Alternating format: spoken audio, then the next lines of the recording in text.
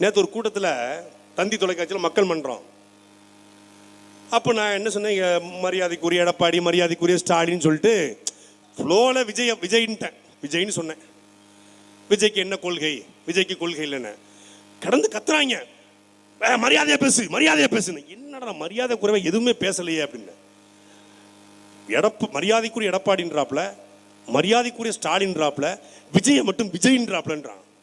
ஏண்டா விஜய்ங்கிறது ஒரு கெட்ட வார்த்தையாடா? அவர் பேர் விஜய் தானே. அப்புறம் முடிவெடுத்த, ஓ விஜய்ங்கிறது அவ்வளவு பெரிய கெட்ட வார்த்தையா? இனி யாரையா திட்டுன்னு முடிவெடுத்தா, நீங்க கோபம் வந்தா கெட்ட வார்த்தை போடுறீங்க. டேய் விஜய், உன்னை போடா விஜய், டே விஜயே போ விஜய், இதுவே ஏய் விஜய், நீ பெரிய விஜயோ, நீ எல்லாம் ஒரு விஜய்னா, நீ ஒரு விஜய் அப்படி திட்ட வேண்டியதான். கெட்ட விஜய்க்கு கெட்ட வார்த்தை அவன் சொல்றாங்க, நான் சொல்லுங்க. நான் கூட ராஜபக்சேங்கிறதான் கெட்ட வார்த்தை நினைச்சிருந்தேன். அவன் விஜய்ங்கிறதே கெட்ட வார்த்தைன்ட்டான். இனிமேல் யாரையும் நான் திட்டலாம், இனிமேல் இந்த இது மூக்கு நாக்கு எல்லாம் சித்தக்கூடாது. இனிமேல் யாரை திட்டாலும் ஜெய் ஜெய், நீ வச்சுக்கிறேன் விஜய், விஜய் மாதிரி பேசிட்டு இருக்காத, விஜய் மாதிரி பண்ணிட்டு இருக்காத அப்படின்னு சொல்லிட வேண்டியதான்.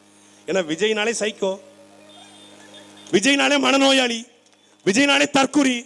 கட்சியின் தன்னுடைய தொண்டர்களை தன்னை பார்க்க வந்து தன்னை ரசிக்க வந்த 41 பேரை களத்துல சாக கொடுத்துட்டு ஓடி போன ஒரு கோலை எப்படா தலைவன்? ஒரு கோலடா, அவன் கோலடா.